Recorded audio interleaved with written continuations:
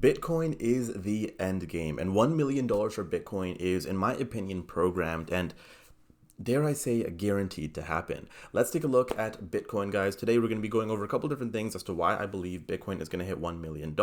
This is the Bitcoin to 1 million channel where I make daily Bitcoin videos, usually going over concepts like this or going over daily Bitcoin news, reserve updates, price predictions, just all sorts of stuff. So if you guys like Bitcoin and want to learn more about Bitcoin and why it's going to go to $1 million, this is the place to be. Make sure you guys subscribe down below. Now, Bitcoin, guys, at $89,000.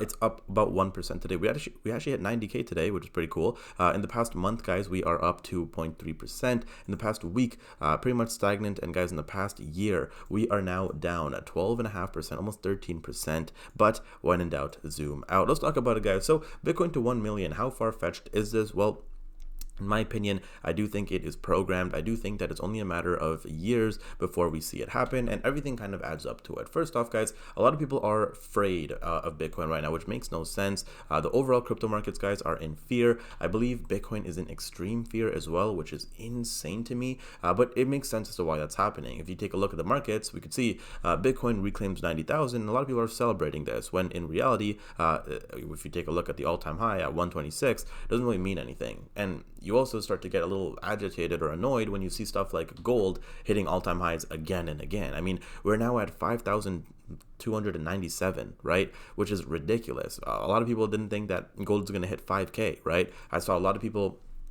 making posts talking about how Ethereum will hit 5K before Bitcoin this time, or like whatever, and we're gonna see what would claim or reclaim 5K first, and obviously gold did it. Not only that, guys, I mean the stock market, the S&P 500 hit $7,000 for the first time in history. We have literally all assets going crazy right now, pumping like crazy, but Bitcoin is lagging behind. So why is that, and what's gonna get Bitcoin to 1 million? Well, first off, guys, there is gonna be a violent repricing, and what I mean by that is all the money flowing into, gold, silver, stocks, whatever it may be, is eventually going to rotate into Bitcoin. That's just the truth. That's just the fact. That's always how it has been. And I mean, when you look at any asset class, there is always repricing. There's always a flow of capital coming in and coming out, right? So when eventually money does flow into Bitcoin again, it's going to be pretty freaking beautiful. Another thing that I have to say, guys, is people don't understand that Bitcoin is an asset that is finite, right? There's only 21 million Bitcoin out there forever, and to make things even more interesting, about 2 to 3 million coins are gone and lost forever. So you really only have about 18 million Bitcoin out there ever. And what's the whole purpose of Bitcoin if there's so much? Well, there really isn't, because if you think about it, there is so much Bitcoin being bought by multiple different companies. For example, Strategy bought another 2,932 Bitcoin recently for 264 million. This is after bro bought over $3 billion worth of Bitcoin. So Saylor himself has around 712,000 Bitcoin, which is insane. He owns a massive supply of Bitcoin, guys, and I don't think people understand that as Saylor and other companies that can continue to buy, there's not going to be enough Bitcoin for the average person like you and I, and that's just the truth, and a lot of people just don't want to accept that.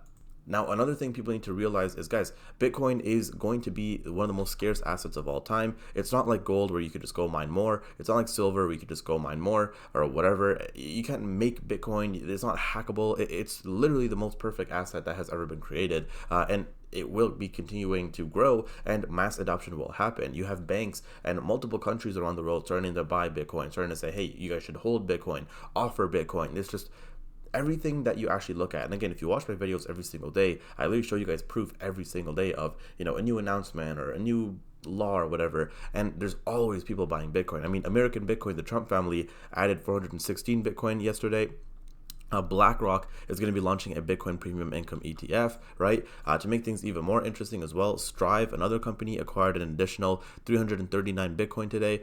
They're now the 10th largest corporate Bitcoin holder. So again, guys, with all roads leading to Bitcoin, you got to realize, guys, Bitcoin is the end game, right? And even better, like a lot of people, yes, they buy Bitcoin ETFs, but guys, a lot of people like Saylor, for example, they're buying actual real Bitcoin. The Bitcoin actually belongs to them, and it's not rehypothecated. So they're not actually going ahead and loaning their Bitcoin. They're not going ahead and doing anything with users' funds. It's literally just actual real Bitcoin. But guys, listen, Bitcoin at 1 million, I'm not saying it's going to happen this year. It's probably not going to happen next year either. If it does, wow, holy shit. But my price prediction, genuinely, maybe in about 5 to 10 years, I think it's definitely doable. But again, Markets need to pump. We need to not have any, World War III. We need to have the orange man in office kind of chill out, because yes, the markets do get heavily influenced by him. And more importantly, people need to understand this is a race to see who can acquire the most Bitcoin as possible, right? It's like the space race back in the day.